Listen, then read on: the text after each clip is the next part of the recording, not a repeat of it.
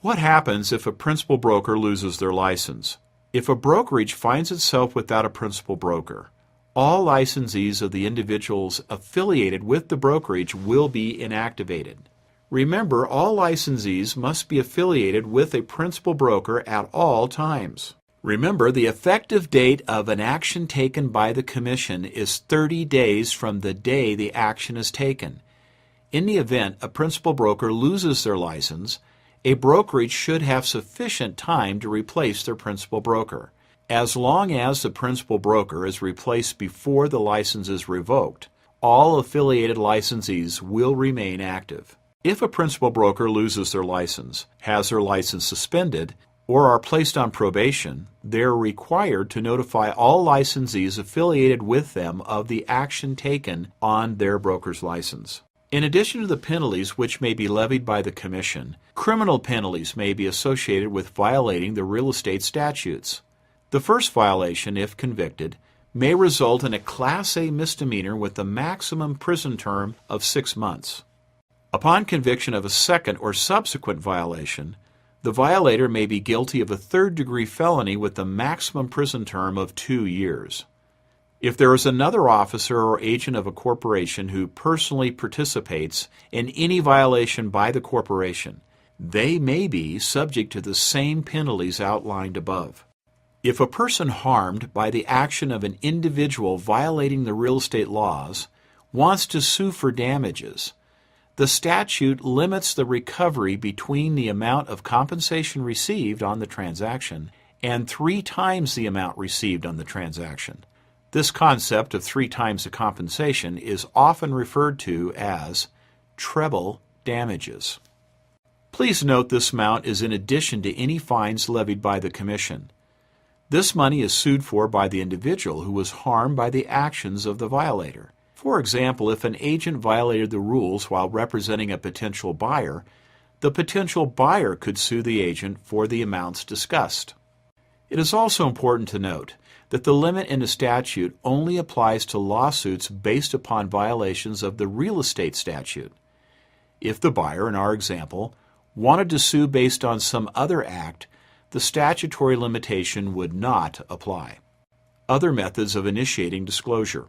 We just reviewed the complaint process by which the division is notified of a possible violation of Utah rule or statute. However, the filing of a complaint is not the only reason the division may open an investigation into an individual for possible violations. The division is granted authority under the real estate statute to investigate any licensee or any non-licensee for potential violation of real estate law or administrative rule. The division does not need to wait for a complaint to be filed in order to open an investigation into the actions of an individual or entity. The division may randomly audit licensees for compliance to the rules and statutes.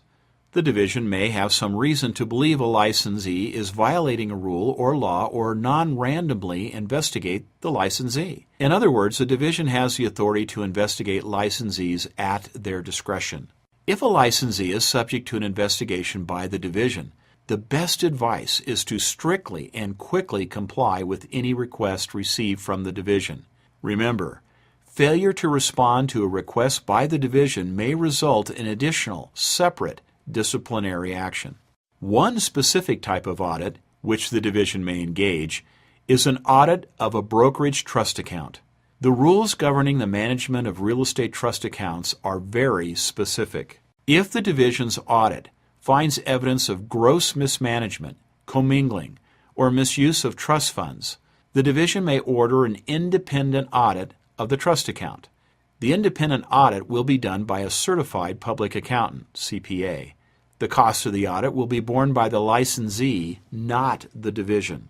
If the CPA audit confirms the division's suspicion of inappropriate activity within the trust account, the division may file an action in court to force compliance or to appoint a receiver over the trust account. A receiver essentially takes control of the trust account to ensure the remaining funds are handled appropriately. Another catalyst for an investigation may be report by the licensees themselves. The statute requires all licensees to notify the division within 10 business days of a conviction of a criminal offense or the filing of a personal bankruptcy. If a brokerage files for bankruptcy, the same 10-day notification rule applies. You might be asking yourself why one would want to notify the division of something if it's just going to result in an investigation. If the division finds out you failed to report something that should have been reported, you could be disciplined for failure to report in addition to the discipline resulting from the conviction.